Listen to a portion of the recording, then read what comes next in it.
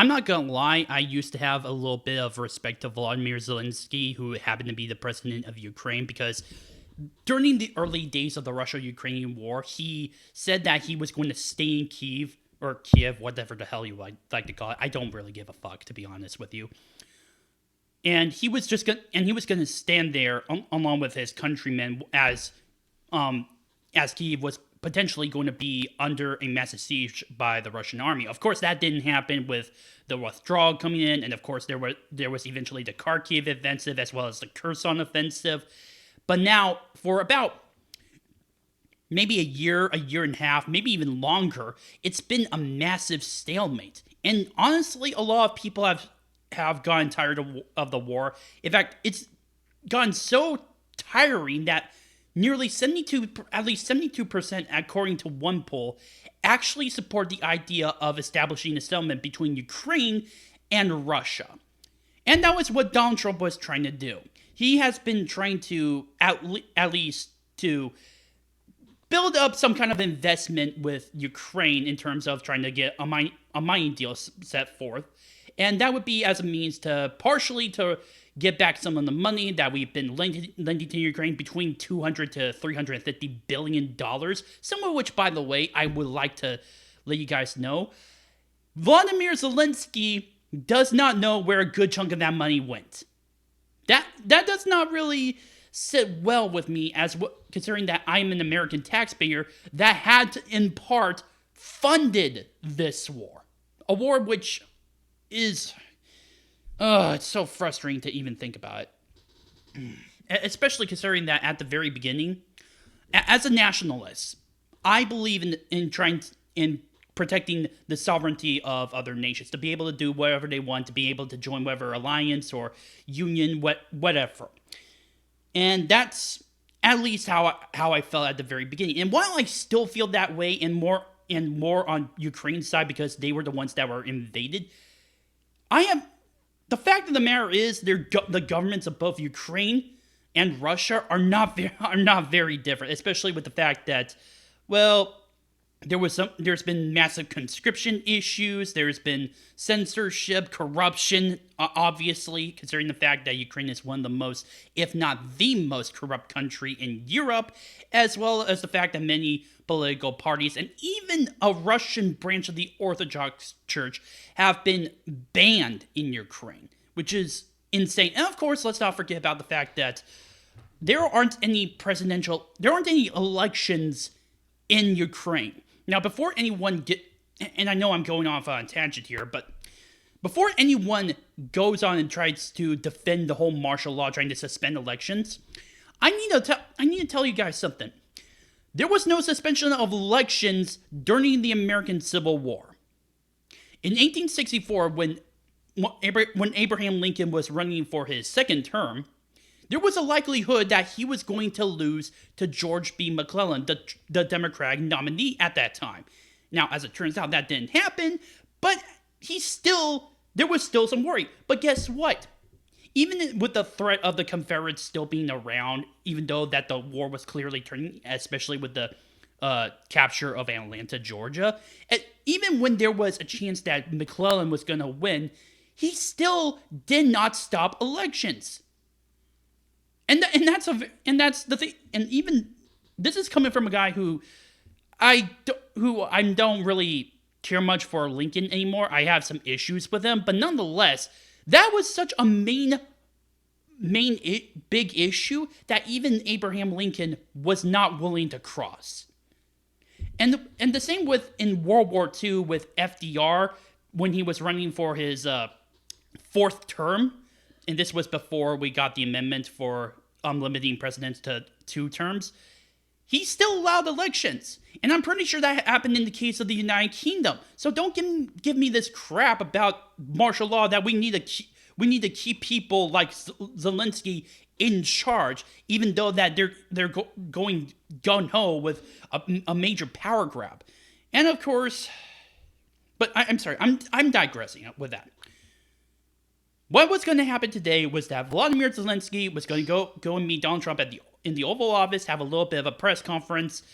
Then they were going to have have a lunch, to have some negotiations about future negotiations with Russia to further end the war, and then they were going to sign the mining deal, which, as I stated before, was going to was going to add some American investment to Ukraine, while also getting some of that money back.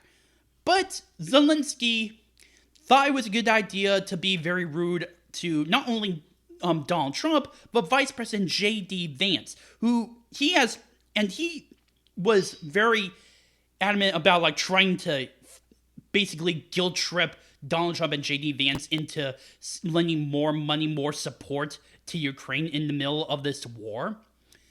And of course, and believe it or not, J.D. Vance, when he was there, he called out Volodymyr Zelensky with a lot of his shit, specifically with the conscripts and the fact that Zelensky even went so far as to campaign alongside Kamala Harris back in October in Scranton, Pennsylvania, in a munitions factory.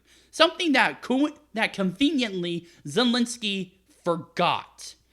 And he even went so far as to say, not only with this whole idea of somehow Russia invading the rest of Europe, even though they can't be able to take something like, I don't know, the entirety of the country of Ukraine, even though they have a massive military capacity.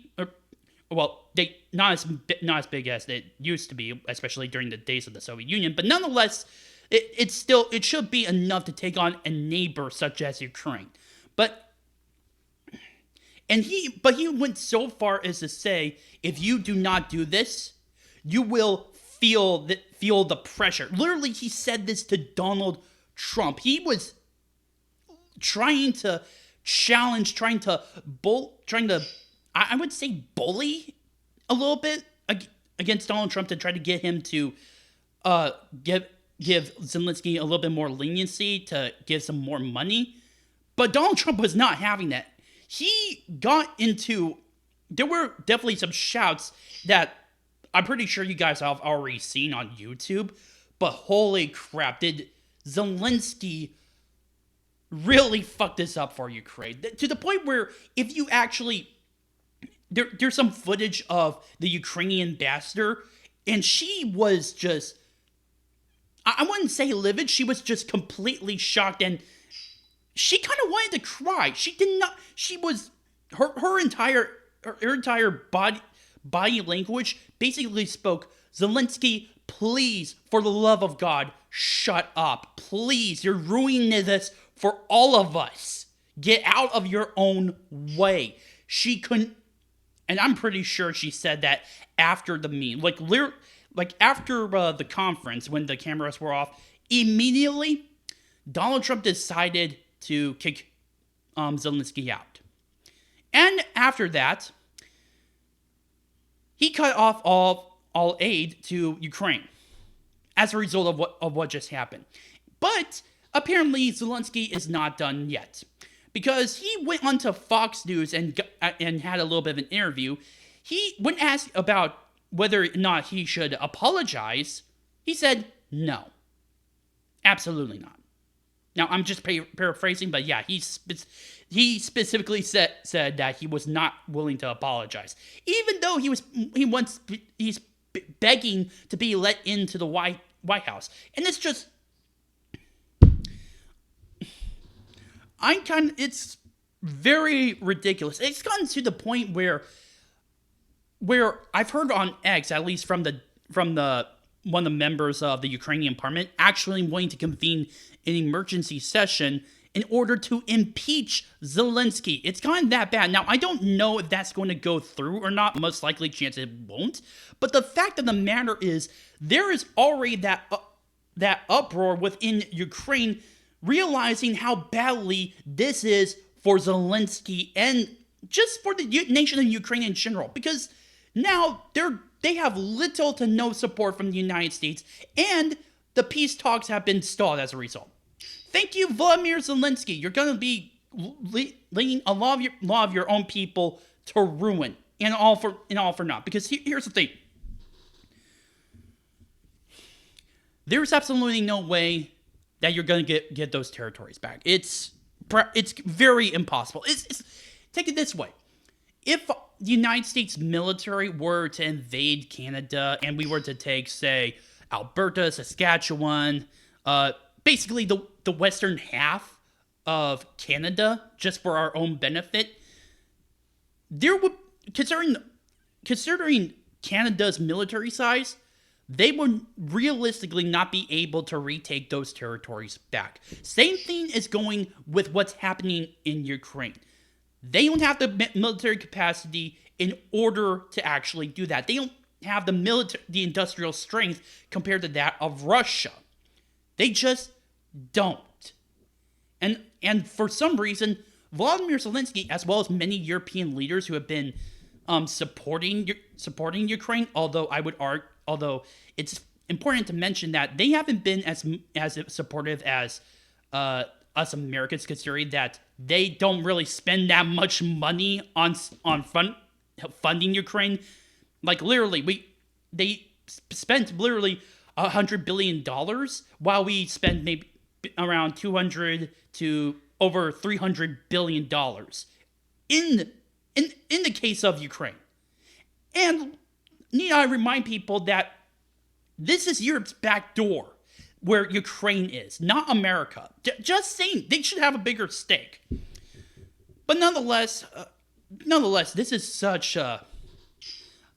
Honestly, this is such a major mess up that Zelensky has gotten himself in. And I don't know what's going to happen in regards to the peace talks. I'm pretty sure that Donald Trump is using these methods as a way in order to bring Zelensky to the table, in order to force him to the table, because I'm pretty sure that everyone is done with this. Ukrainians, Russians, and of course us everyday Americans.